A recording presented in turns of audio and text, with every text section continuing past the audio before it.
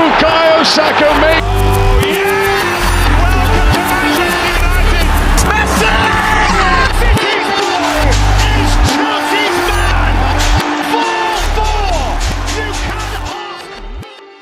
Carraawwan goolii Tottenham uume haalaan to'atee kan ittise Arsenal yeroon taphaa idilee xumuramuuf ennaa dhiyaatetti Declan Rice Ben Davies irratti balleessaa raawwateen peenaalitii kennamte. Son Heung-min galchus goolii dabalataa otoo lakkoofsisiin hafee carraan sadarkaa arfaffaarra kan jiru Aston Villaatti siquusaas jalaa fashalaa'eera. Tapha lama Tottenham irra dursee kan taphate Aston Villaan garaagarummaa qabxii 7tiin Tottenham caalee arfaffaarra jira. Ange Postecoglou taphaan booda yaada kennaniin taphicha Arsenaliif salphisne kubbaawwan rogaarraa goolii keessummeessine lamaan irratti hojiin ittisuuf raawwanne baay'ee laafaa turedhaniiru.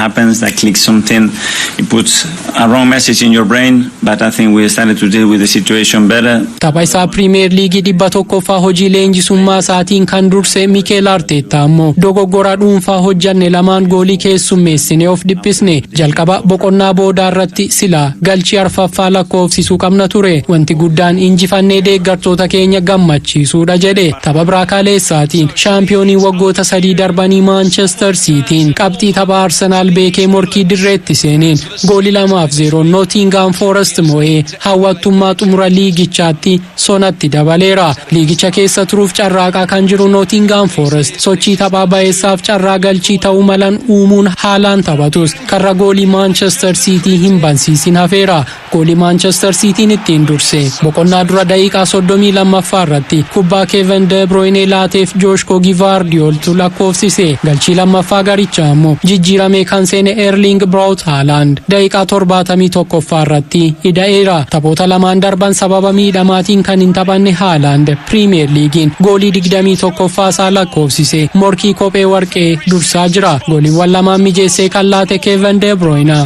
bara dorgommii kana taphoota hundaan kubbaawwan goolii ta'an 14 mijeessee laachuun taphattoota liigota ardii Awurooppaa hunda keessa jiran ni caala. Rodriin ammoo taphoota 70 osoo hin mo'amin itti fufeera. Liverpool sanbata qixa ba'uu isaatiin duubatti hafe morkiin waancaa liigichaa leenjistoota michuu walii turan lamaan Mikel Artetaa fi Pep Guardiola gidduutti hafeera. Tapha qixxeesstuu tokko kan qabu Manchester Cityin taphoota 4 fuuldura isaa jiran Wolves, Fulham, Tottenham fi West Ham United injifannaan kallattiin shaampiyoonii ta'a. Manchester Cityin taphoota 31 darbaniin otoo hin mo'amin imalaa kan jiru yoo ta'u Pep Guardiola tapha Premier League 300ffaa Manchester Citytti dursees ta'ee galmaa'eera. Taphoota 3 kan hafuun Arsenal gama isaatiin Bournemouth, Everton fi Manchester United waliin morkata. Pep Guardiola taphaan booda yaada laateen Arsenal utuu mo'amee hawwee akka ture himeera. Well, we prefer they lose, but we cannot control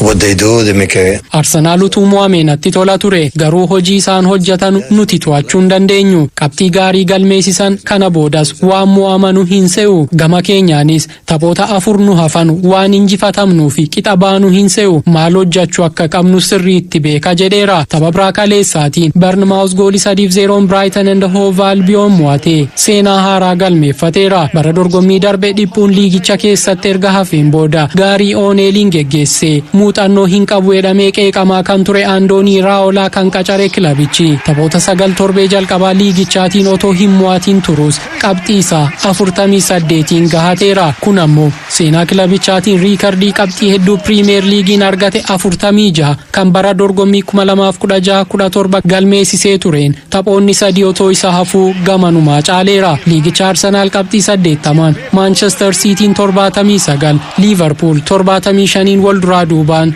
dursaa jiru.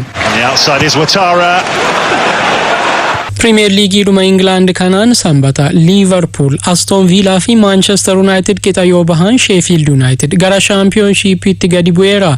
Jurgen Klopp waliin atakaaroo kan uume Mohamed Salaan waa'ee wal dhabdee isaanii gaafatame yoon dubbadhe abiddatu ka'a yookaan jeequmsatu uumamaa jedheera. Abubakar Abdallaa dabalata qindeesseera. Robertson 1-1. Premier League Englandin sanbata Liverpool carraa shaampiyoonummaaf qabuuf jalaa yoo dhiphisu Manchester United hirmaannaa Champions League Awurooppaa bara dhufuun ala ta'uu isaa mirkaneeffateera.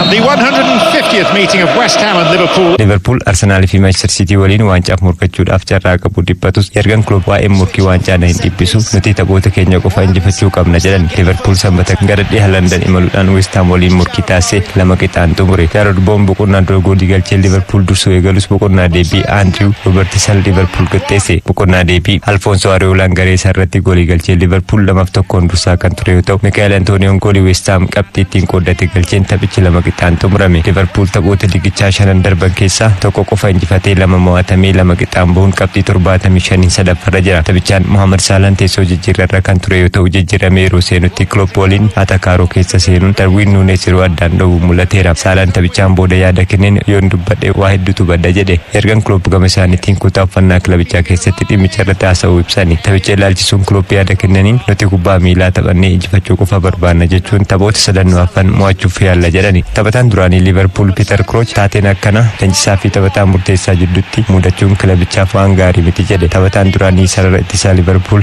Steven Warnock wal dhabdeen Klopp fi Salah wal dhabdee anatu caalati Mo Salah dhiheenya teessoo jijjiirarra taa'uun isa hin gammachiisne jedhe. Ganna darbirraa eegaluun kilaboota Saawud Arabiyaatiin barbaadamaa kan jiru lammiin Ijipti Mohamed Salah taphoota 346 gooliiwwan 210 Liverpool fi galchuu bara dorgommii midhamaan rakkachaa dabarse. Kanatti immoo taphoota 41 goolii 24 kilaba Merseyside Liverpooliif galcheera. Barri dorgommii kun kan ergan Klopp waggoota 8 booda Anfield Road galakkisuuf murteessan waggoota 7 Liverpool keessatti kan dabarse Mohamed Salahtiifis bara xumuraa ta'uu mala jedhamaa jira. Old Traffordtti Burnley kan simate United tokko qixaan xumure. Taphichaan Antooniin boqonnaa booda daqiiqaa 79 goolii galcheen United dursuu eegale. Ta'us goolii eega United Onaanaan kubbaa ittisuudhaaf yeroo yaalutti taphataa Burnley irratti balleessaa raawwatee rukuttaan peenaalitii kennamte. Jijjiiramee kan seene Zaaki Hamdoonii rukuttaa peenaalitii galcheen Burnley'n qixaan bahee taphichi tokko qixaan xumurame. Taphicha irratti Erik ten Hag Kobii Maayinoo dabalatee taphattoota akka Hooylaanditti jiranii baasuun sadanuu bara jalqabaa liigichaan taphachaa jiru waan ta'eef akka hin miidhamneef isaan qusachuu qabna jedhani. Deeggartoota kilabicharraa obsa akka barbaachisu kan himan Ten Hag garee ijaaraa jirra muuxannoon isaan barbaachisa jedhan. Manchester United taphoota 34 irraa qabxii 54 argachuun jaaffara jira. Burnley'n kilaba sadarkaa gadii keessatti argamu. Manchester United tapha kana qixaan bahuu isaatiin carraan hirmaannaa Champions League Awurooppaa bara dhufu argachuuf qabu jalaa goolabameera. Tapha biraatiin Villa Parkitti Aston Villaan Chelsea waliin lama qixaan xumurame. Mark Kokoriyaan garee isaa irratti akkasumas Morgan Rogers goolii galcheen Aston Villaan 2-0 dursuun boqonnaa bahe. Boqonnaa deebii Naanii Maduukuu fi Conor Gallagher Chelsea gooliiwwan galchaniin taphichi lama qixaan xumurame. Mauricio Pochettino kan leenji'u Chelsea'n qabxii 48 sagalaffaa irratti argama. Tapha biraan Newcastle United 5-0 Sheffield United mo'ate. Wolves 2-1 Luton Everton 1-0 Brentford injifataniiru. Taphni Fulham fi Crystal Palace immoo goolii malee qixaan xumurame. Qabxii 16 sadarkaa dhumaa 20 kan jiru Sheffield United kilaba jalqabaa bara kana gara Championship Englanditti gadi bu'uu mirkaneeffate ta'eera. Liigii Firaansiin Paris Saint-Germain seenaa isaa keessatti yeroo 12ffaaf shaampiyoonii ta'e. Waancaa afuriin bara dorgommichaa goolabuuf imalarra kan jiru Paris Saint-Germain kana booda xiyyeeffannaan isaanii Champions League kilaboota Awurooppaa akka ta'e miseensonni garichaa dubbachaa jiru. Shifarraa Jaamboo.